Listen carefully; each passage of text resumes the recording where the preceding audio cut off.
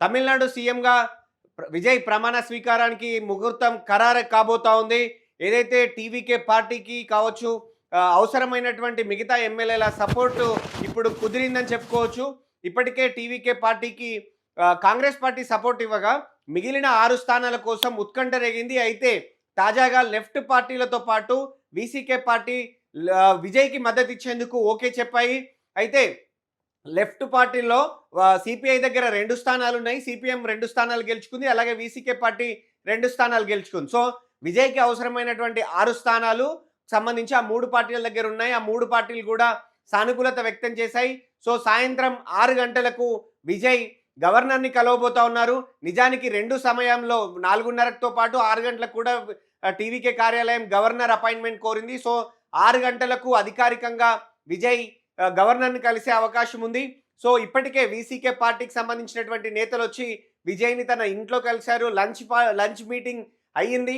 ఆ లంచ్ మీటింగ్‌లో ఆ తర్వాత సానుకూలత వ్యక్తం చేస్తూ అధికారికంగా తమ పార్టీ నుంచి లేఖ విడుదల చేస్తామని చెప్పి వీసీకే చెప్పి వెళ్ళిన నేపథ్యం ఉంది. సో, మరోవైపు సిపిఎం పార్టీకి సంబంధించి తమిళనాడు ఇన్ఛార్జిగా ఉన్నటువంటి నేతలు కూడా మేము టీవీకేకు మద్దతు ఇవ్వాల్సి ఉంది.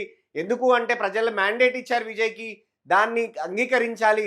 ఖచ్చితంగా అక్రమ పొత్తులకు తాము వ్యతిరేకము. గవర్నర్‌కు అవకాశం ఇవ్వకుండా టీవీకేకు మద్దతు ఇచ్చే అవకాశం సానుకూలంగా ఉన్నామని సిపిఎం ప్రకటించిన నేపథ్యంలో సిపిఐ కూడా కలిసి వచ్చే అవకాశమే ఉంది. ఇప్పటికే సిపిఐకి సంబంధించి మీటింగ్ నడుస్తా ఉంది.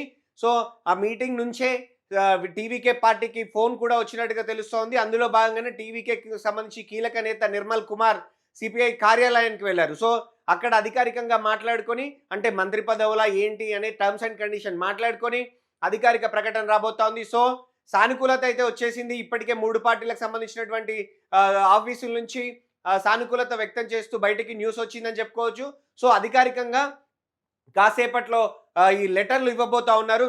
మా పార్టీ టీవీకేకి సంబంధించి మద్దతు ఇస్తుంది అని చెప్పి ఆ లెటర్లతో పాటు 118 ఎమ్మెల్యేల సంతకాలతో కూడినటువంటి లెటర్‌ని కూడా విజయ్ తీసుకొని గవర్నర్‌కి అందజేసే అవకాశం ఉంది. సో, రేపు ఉదయం ప్రమాణ స్వీకారానికి రెడీ అయ్యే అవకాశం అయితే కనపడుతోంది. అయితే ముహూర్తాలు అవన్నీ కాకుండా ఇక ఆలస్యం చేయొద్దు. మరోసారి ఆలస్యం చేస్తే ఇలాంటి కొత్త ఇబ్బంది వచ్చే అవకాశం ఉన్న నేపథ్యంలో వీలైనంత త్వరగా ప్రమాణ స్వీకారం చేయాలి అని చెప్పి టీవీకే భావిస్తున్నట్టుగా తెలుస్తోంది. సో, ఇప్పటికే గవర్నర్ కార్యాలయానికి కూడా సమాచారం ఇచ్చారు మాకు మద్దతు ఉందని. సో, అధికారికంగా లెటర్లు తీసుకొని వెళ్ళడమే మిగిలింది. సో, సాయంత్రం 6 గంటల లోపు విజయ్ లోక్ భవన్‌కి వెళ్ళనున్నారు. గవర్నర్‌తో భేటీకి అయి ఈ 118 ఎమ్మెల్యేల మద్దతు ఉన్నటువంటి సంతకాలతో పాటు ఆయా పార్టీలు అంటే కాంగ్రెస్ పార్టీ ఇప్పటికే లెటర్ ఇచ్చింది.